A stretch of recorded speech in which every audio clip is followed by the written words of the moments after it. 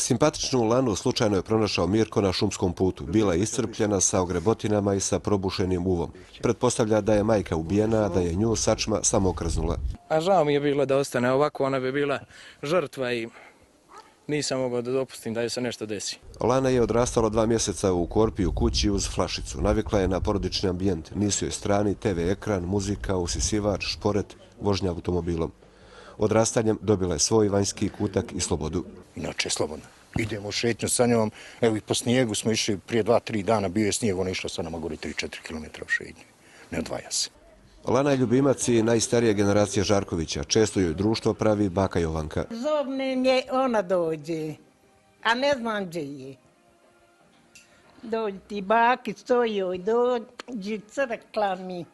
Žarković je kažu da najviše voli kupanja gustog krzna snijegom, a najprije reaguje na zvuk kliješta za krckanje lješnika. Davamo joj preko dana lješnike, davamo joj banane, najviše voli da jede. Tako, pase, brsti, slično. A recimo, je li mirna? Mirna je. Domaćin Željko kaže da Lana često cvili kada Marko nije kod kuće. Iako su skupa 7 mjeseci, nisu razmišljali gdje će je zbrinuti kada odraste. Glavni zadatak su ispunili, spasili su je. Ako se budu morali rastati, jedini uslov će biti da živi na slobodi na otvorenom.